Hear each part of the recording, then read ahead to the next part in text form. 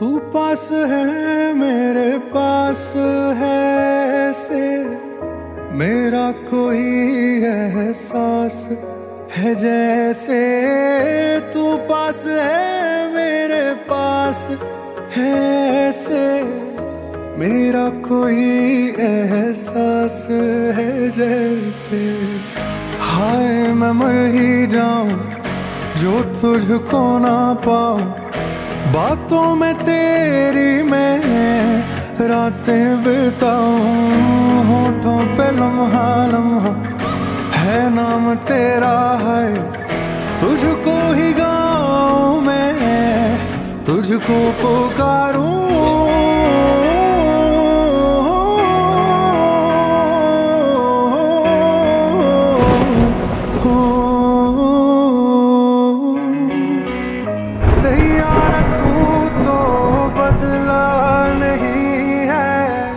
मौसम जरा सा रूठा हुआ है सैयारा तू तो হ্যালো বন্ধুরা, চলে এসেছি গোয়া সিরিজের থার্ড এপিসোড নিয়ে। তো আমরা চলে এসেছি এখন মাঠগাঁও স্টেশনে। এখান থেকে আমরা হোটেল যাব, ক্যাবের জন্য ওয়েট করছি। আর আমরা ফার্স্টে আমাদের ট্রিপ সাউথ গোয়া দিয়ে শুরু করছি। আর আপনারা যারা গোয়ার জন্য প্ল্যান করছেন এবং গোয়া নিয়ে কনফিউজড, কোথায় থাকবেন, কতদিন থাকবেন, কীরকম খরচ হবে, কীরকম ট্যুর প্ল্যান হবে, সেই সমস্ত কিছু ইনফরমেশান থাকবে এই ভিডিওতে এবং আপকামিং গোয়া সিরিজগুলোতে। তো আপনারা ফলো করতে থাকবেন এই সিরিজ। গোয়া হলো ভারতের পশ্চিম উপকূলে আরব সাগরের তীরে ক্ষুদ্র রাজ্য। আর এই হলো গোয়ার রাজধানী পানজিম, আর এইটা হলো মান্ডবী রিভার। এবার নর্থ গোয়া সাউথ গোয়া কোনটা? গোয়ায় যে সমস্ত টুরিস্ট স্পটগুলো রয়েছে সেই স্পটগুলোকে লোকেশনের ভিত্তিতে গোয়াকে 3টে রিজিয়নে ভাগ করা হয়। আর এই মান্ডবী নদীর উত্তরে যে সমস্ত সি বিচগুলো রয়েছে সেটা নর্থ গোয়ার মধ্যে পড়ে। মানে এই যে এই রিজিয়নটা, এইটা হলো নর্থ গোয়ার মধ্যে পড়ে। আর এই যে এই লাইনটার নিচে যে সমস্ত এলাকাগুলো রয়েছে, মানে এই রিজিয়নটা একদম কর্ণাটকের বর্ডার অবধি পর্যন্ত বিস্তৃত। এই মাঠগাঁওর আশেপাশে যে সমস্ত এরিয়াগুলো রয়েছে এটা হলো সাউথ গোয়ার মধ্যে পড়ে। আর এই নর্থ গোয়া এবং সাউথ গোয়ার মাঝে এই রিজিয়নটা, মানে এই যে পানজিম শহরকে কেন্দ্র করে এই রিজিয়নটা, এটা হলো ওল্ড গোয়া। এই জায়গায় গোয়ার সমস্ত ঐতিহাসিক চার্চ এবং হিস্ট্রি, এই জন্য এই জায়গাটা বিখ্যাত। এবার প্রশ্ন হলো কলকাতা থেকে গোয়া কিভাবে পৌঁছাবেন। দেখুন, গোয়াতে দুটো ইন্টারন্যাশনাল এয়ারপোর্ট রয়েছে, একটা হলো মোপা ইন্টারন্যাশনাল এয়ারপোর্ট, একটা হলো ডাবলিম ইন্টারন্যাশনাল এয়ারপোর্ট। আমি রিজিয়ন অনুযায়ী এই জন্য ভাগ করে দিয়েছি, আপনারা লোকেশন দেখে এবং ম্যাপ দেখে পরিষ্কার ভালোভাবে বুঝতে পারছেন যে মোপা এয়ারপোর্টটা নর্থ গোয়া রিজিয়নের মধ্যে পড়ছে আর ডাবলিম এয়ারপোর্টটা সাউথ গোয়া রিজিয়নের মধ্যে পড়ছে। তো তার মানে আপনারা যদি নর্থ গোয়া যেতে চান তো আপনারা অবশ্যই মোপা ইন্টারন্যাশনাল এয়ারপোর্টে নামবেন। আর আপনারা যদি সাউথ গোয়া নিতে চান তো আপনারা অবশ্যই ডাবলিম ইন্টারন্যাশনাল এয়ারপোর্টে নামবেন।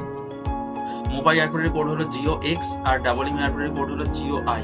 তো বুকিং করার সময় এই জিনিসটা অনেক কনফিউশন তৈরি করে যে GOX এ বুক করবো না GOI।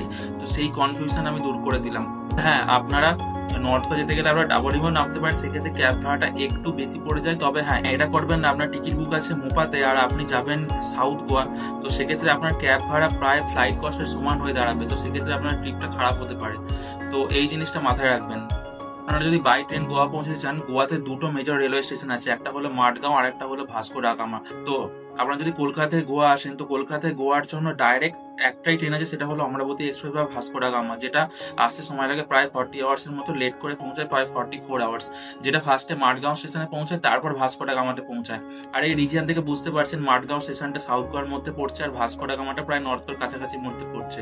তো আপনারা যদি আপনাদের ফার্স্ট ট্রিপ শুরু করতে চান সাউথ গোয়া যেতে, আপনারা অবশ্যই মাঠগাঁও স্টেশনে নামবেন, সেখান থেকে ক্যাবে করে বা স্কুটি রেন্ট করে পৌঁছে যাবেন সাউথ গোয়া। আর আপনারা যদি নর্থ গোয়াতে ট্রিপ শুরু করতে চান তাহলে আপনারা অবশ্যই ভাস্কো ডা গামাতে নামবেন, সেখান থেকে বাই ক্যাব বা স্কুটি রেন্ট করে পৌঁছে যাবেন নর্থ গোয়া। এই মাঠগাঁও বা ভাস্কো ডা গামার স্টেশনের বাইরে প্রচুর পরিমাণে স্কুটি রেন্ট বা ক্যাবের দোকান আছে। আপনারা যদি সস্তায় করতে চান তা আপনারা অবশ্যই স্কুটি রেন্ট করবেন, বা আর যদি ক্যাবে পৌঁছতে চান তাহলে অবশ্যই গোয়া মাইলস অ্যাপ ডাউনলোড করবেন, সেখান থেকে ক্যাব বুক করবেন। কারণ বাইরের লোকালে যে সমস্ত ক্যাব ড্রাইভার গুলো রয়েছে সেটা প্রচুর পরিমাণে প্রাইস বলেন। এরপর আপনারা আর একটা জিনিস করতে পারেন, আপনারা মনে করলেন যে এত ঘন্টার জার্নি করবেন না, প্রচুর পরিমাণে হেক্টিক হবে, বা আবার দেখছেন যে কলকাতায় গোয়ার ডাইরেক্ট ফ্লাইটের প্রাইস প্রায় 9,000 10,000 এরকম পৌঁছে গেছে, সেক্ষেত্রে আপনারা মুম্বাই, হায়দ্রাবাদ বা ব্যাঙ্গালোরের ফ্লাইট বুক করতে পারেন। সেখান থেকে বাই ট্রেনে করে আপনারা পৌঁছাতে পারেন গোয়া। সেক্ষেত্রে সময় লাগে মাত্র 12 ঘন্টা, যেমন ঠিক আমাদের এখানে হাওড়া থেকে এনজেপি পৌঁছতে সময় লাগে। তো সেই ক্ষেত্রে জার্নিটা অনেকটাও সময় বাঁচে, প্লাস কস্ট এফেক্টিভও হয়। এবার প্রশ্ন হলো আপনি কোথায় আগে যাবেন, নর্থ গোয়া না সাউথ গোয়া? এই নর্থ গোয়া হলো গোয়ার সমস্ত জমজমাটপূর্ণ এলাকা। আপনার যদি নাইট লাইফ, পার্টি এই সমস্ত জিনিস ভালো লাগে তো আপনি অবশ্যই আগে পৌঁছান নর্থ গোয়া। আপনার যদি প্রকৃতির মাঝে শান্ত নিরিবিলি সমুদ্র সৈকতে কিছুদিনের জন্য রিল্যাক্সিং দিন কাটাতে চান তো আপনার জন্য পারফেক্ট ডেস্টিনেশন হলো সাউথ গোয়া। তো আমি রেকমেন্ড করবো আপনি যদি প্রথমবারের জন্য গোয়া আসেন আপনি অবশ্যই নর্থ গোয়া আগে যান, কারণ তো নর্থ গোয়াতে এলেই আপনি গোয়ার সেই সমস্ত ভাইবসটা পাবেন।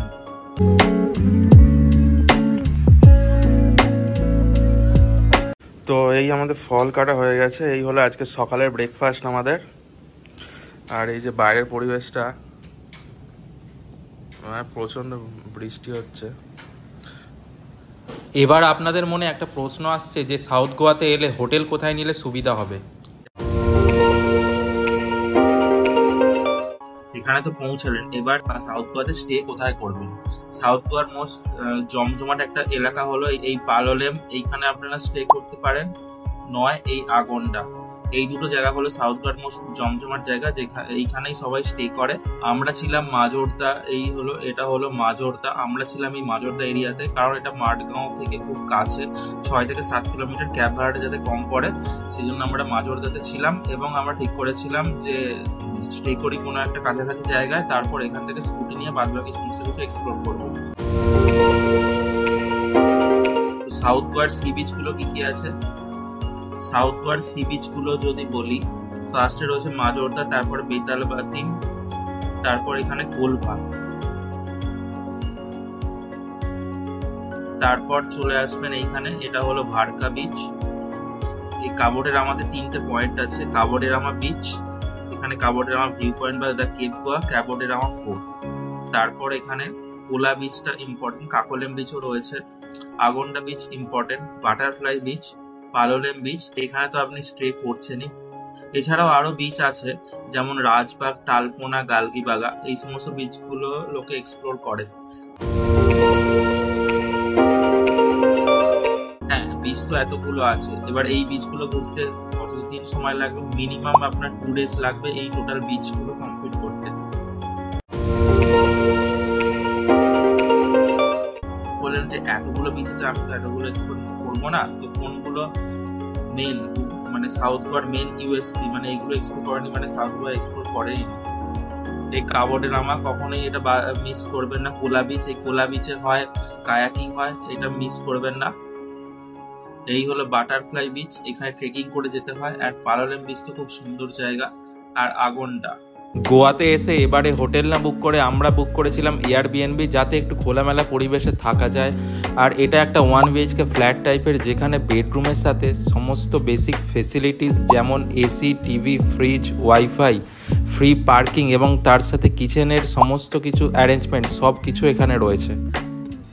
এই হলো আমাদের অ্যাপার্টমেন্ট। আমি এয়ারবিএনবি লিঙ্ক এবং গুগল ম্যাপ লোকেশন সমস্ত কিছু ডিসক্রিপশন বক্সে দিয়ে দেবো। তো সকালবেলা এখন বেরিয়েছি স্কুটি রেন্ট করার জন্য, বাট এরকম বৃষ্টি পড়ছে, জানি না এভাবে কীভাবে ঘুরতে পারবো এর মধ্যে। তো অ্যাপার্টমেন্টের সামনেই স্কুটি রেন্ট পেয়ে গেছি। স্কুটি রেন্ট সাউথ গোয়াতে 500 টাকা পার ডে হিসাবে নিল, আর আমাদের রাত 9টার মধ্যে সাবমিট করতে হবে। তো আমাদের এখানে স্কুটি রেন্ট নেওয়া হয়ে গেছে। আমরা এবার এখান থেকে আজকে সাউথ গোয়া এক্সপ্লোর করব। তো স্কুটি নিয়ে এখন বেরোচ্ছি। এই হলো আমাদের অ্যাপার্টমেন্ট, ঠিক আছে। তো সময় নষ্ট না করে এখন সরাসরি চলে যাচ্ছি সাউথ গোয়ার মেন ডেস্টিনেশন কাবোডেরামা সি বিচ দেখতে।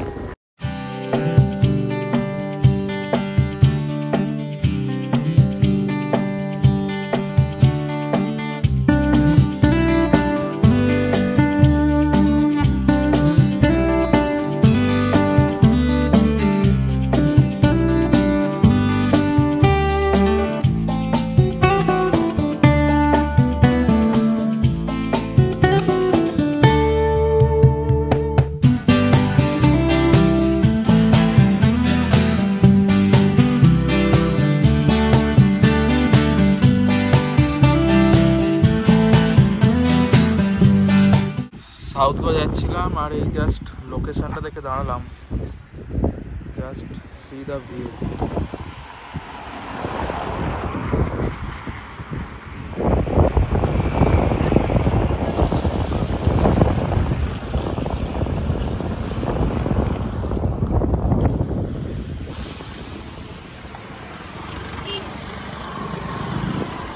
রাস্তায় প্রচন্ড বৃষ্টি পড়ছে এখন দুপুরবেলা। এই যে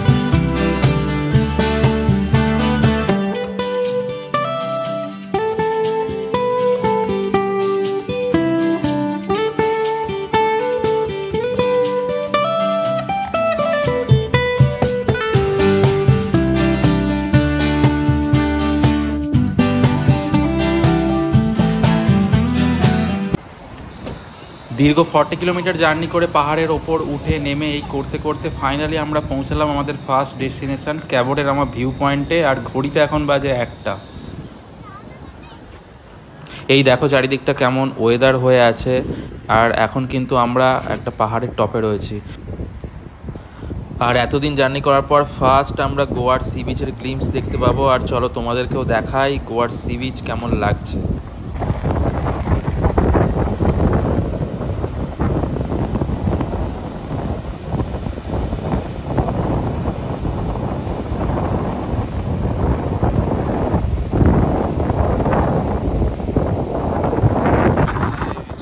এতক্ষণ প্রচণ্ড বৃষ্টি হলো আর এখানে কোথাও শেল্টার নেওয়ার জায়গা নেই, কোথাও কোনো ছাউ নেই যে দাঁড়াবো। তো পুরোপুরি ভিজতে হলো আমাদের জামা কাপড় পুরো ভিজে গিয়েছে।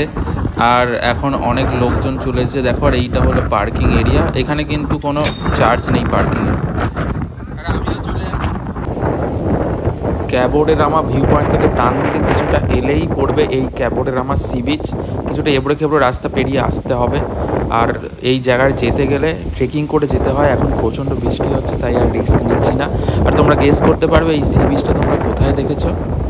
এটা সাইয়ারা মুভির শ্যুটিং লোকেশন, এইখানেই এই মুভিটার শ্যুটিং হয়েছে।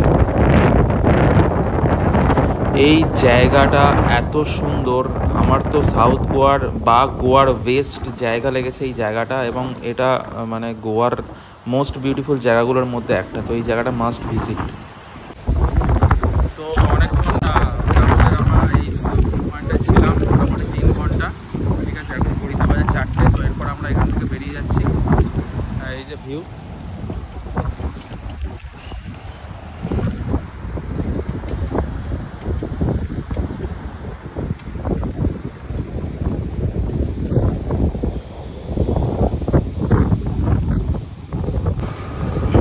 ক্যাবোডের রামা ভিউ পয়েন্ট থেকে এখন আমরা যাচ্ছি, সামনেই রয়েছে ক্যাবোডের রামা ফোর্ট, যেটা এখান থেকে মাত্র 2 কিলোমিটার।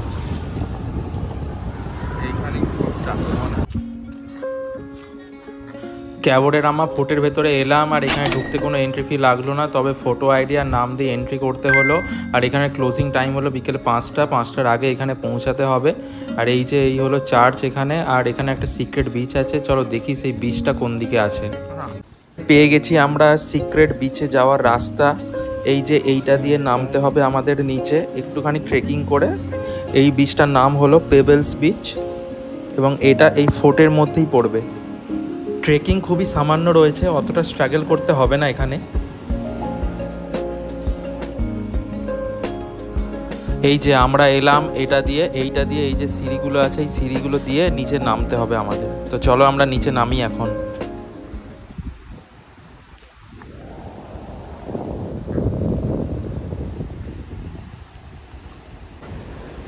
নিচে নেমে এলাম আস্তে আস্তে। আর এখানে বৃষ্টি হয়েছে তো তাই রাস্তা একটু স্লিপারি রয়েছে, আমাদের সাবধানে নামতে হলো।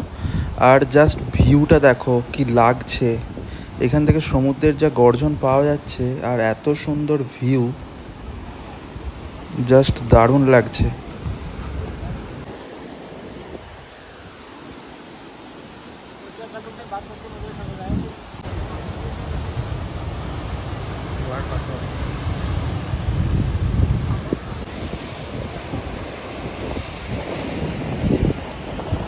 এই যে আমরা ওপর থেকে এখানে নিচে নেমে এলাম এটা দিয়ে, আর এই যে সিঁড়ি, এই সিঁড়ি দিয়ে আমরা নিচে নেমে এলাম ওই ওপর থেকে। मैं तेरे कल में हूँ, आज मैं हूँ, मैं तेरी सांसों के साज में हूँ। आंखें झुका के सुन ले मुझे तो, मैं तेरे दिल की आवाज में हूँ।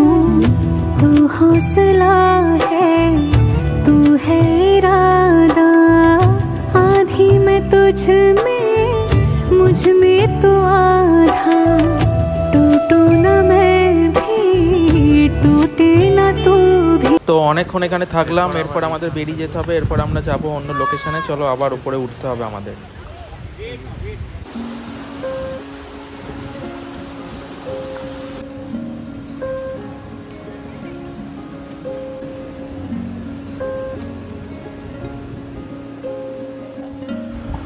অনেকখানি উঠে এলাম, এখনো এতটা উঠতে হবে। চলো আস্তে আস্তে উঠি।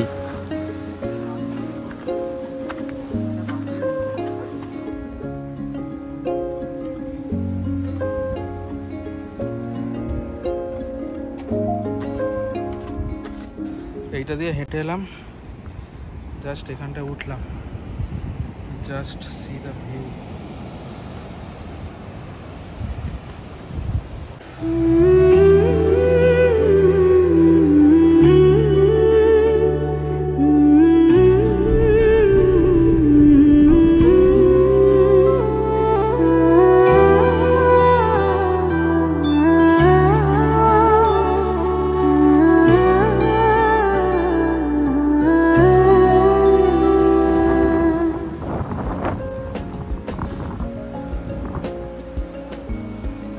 এই যে কাপড়ের আমার ফোর্টে, এইগুলো পুরনো কামান।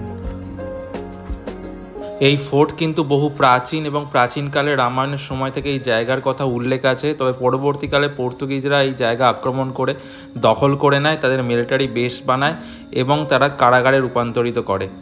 এই যে ক্যাবোডেরামা ফোর্ট থেকে বেরিয়ে এলাম, আর এখন ঘড়িতে বাজে 5:30। এতক্ষণে আমরা খেতে পেলাম, আমরা সেই খেয়েছি সকালবেলা। এই যে এই দোকানটা থেকে খাবার নিয়েছি, ভাড়া পাও নিয়েছি। এই জায়গায় এসেছি, ভাড়া পাও তো টেস্ট করতেই হবে। সাথে কফি নিয়েছিলাম। এখন বৃষ্টি একটু থেমেছে এবং ওয়েদারটাও ভালো হয়েছে।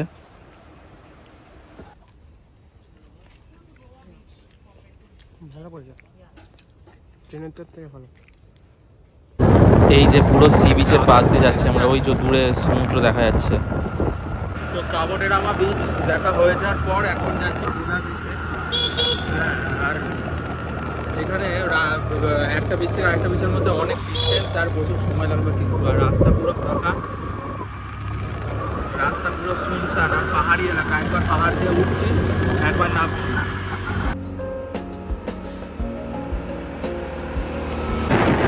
গুগল ম্যাপে ভুল লোকেশনের জন্য আমরা কোলাবি যেতে চাইছিলাম, পৌঁছে গেছি আগন্ডা বিচে।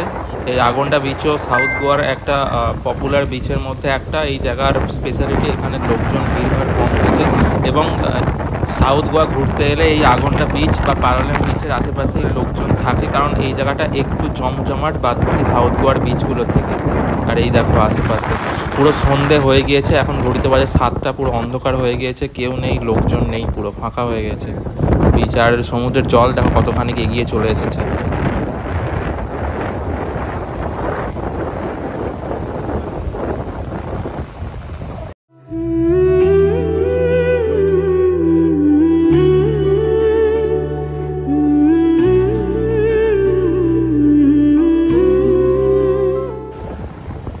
এখন বাজে 7:40, আর আমরা এতক্ষণ ছিলাম এই আগন্ডা বিচে। এরপর আমাদের রুমে যেতে হবে, কারণ এই স্কুটিটাকে ফেরত দিতে হবে 9টার মধ্যে। এখান থেকে আমাদের রুম থেকে আগন্ডা বিচ মোটামুটি 1.5 ঘন্টা মতো সময় লাগবে। তো এই যে চারিদিকের এখন অবস্থা এরকম অন্ধকার। এরপর আমরা রুমে যাব, আর রুমে গিয়ে কিছু সবজির জন্য জিনিসপত্র কিনে তারপর রুমে ঢুকবো। এখন বাজে 8:20। তো আমরা অনেকক্ষণ ধরেই গাড়ি চালাচ্ছি। তো 20 কিলোমিটার কমপ্লিট হয়েছে, এখনও 30 কিলোমিটার যেতে হবে। অনেকক্ষণ ধরেই গাড়ি চালাচ্ছি, কিন্তু কিলোমিটার কমছে না।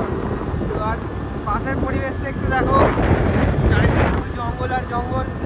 সামনেও জঙ্গল, ভয়ানক অ্যাডভেঞ্চার মতো লাগছে।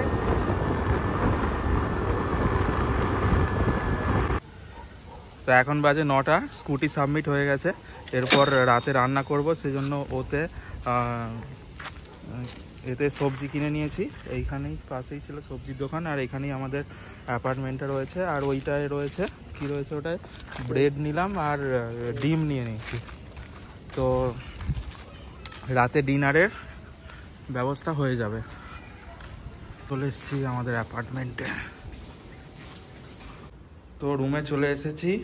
এই যে আজকে যেগুলো কিনেছি ফ্রিজে রেখে দিয়েছি। এই যে ডিম আছে, ঘর থেকে আলু আছে, আর রুটি, পাউরুটি, এদিকে শসা আছে, ওদিকে সবজিগুলো আছে। এই যে কিচেন, এখানে রান্না ফান্না করবো এবার। তো এখন বাজে 11টা, আর এখানে এই যে তো রান্না করছে। আজকে হবে ডিমের ঝোল, এই যে রান্না চলছে আমাদের। আর এখানে ভাত, এই যে ভাত হয়ে গেছে।